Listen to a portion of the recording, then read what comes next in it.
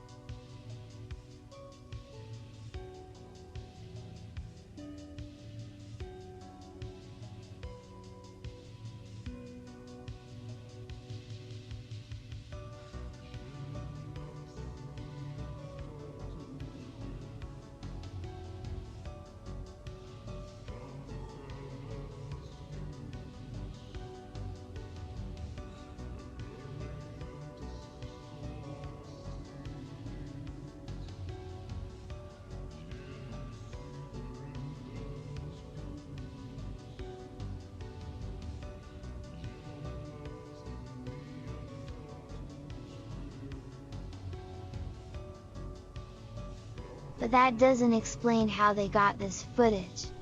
Yeah, WTF, I wanna know this too. I have no idea. The latest the footage could have come out was 2 months after the disappearance.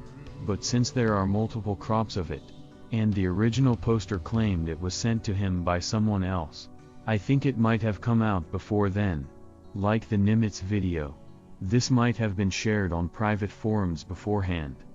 This is from the previous thread. But I'll be honest, I'm not sure I buy it. I will say I have zero experience with these platforms though. But some skimming on Wikipedia and looking at images has me doubting AF Anon. On July 27, 2013, General Atomics announced the successful first flight of the improved Grey Eagle, IGE. The Eagle is designed for increased endurance. With 23 additional hours compared to its Block I predecessor, it has 50% greater fuel capacity through its deep belly fuselage and features improved payload capacity of 50% or more. There are multiple variants of them. Maybe one has a different slit design? Or it just looks weird in the thermal? This was his original image.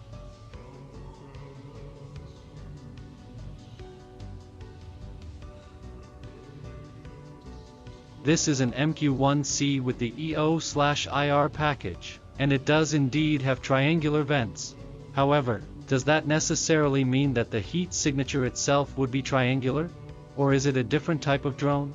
It seems strange, if it was a hoax, to go with the very uncommon underwing POV and then get a detail like this wrong, when everything else is very accurate. Camera operator's face. The clouds don't move. Wrong.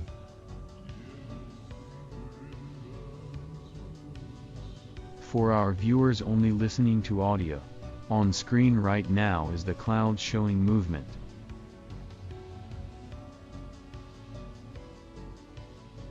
I don't know.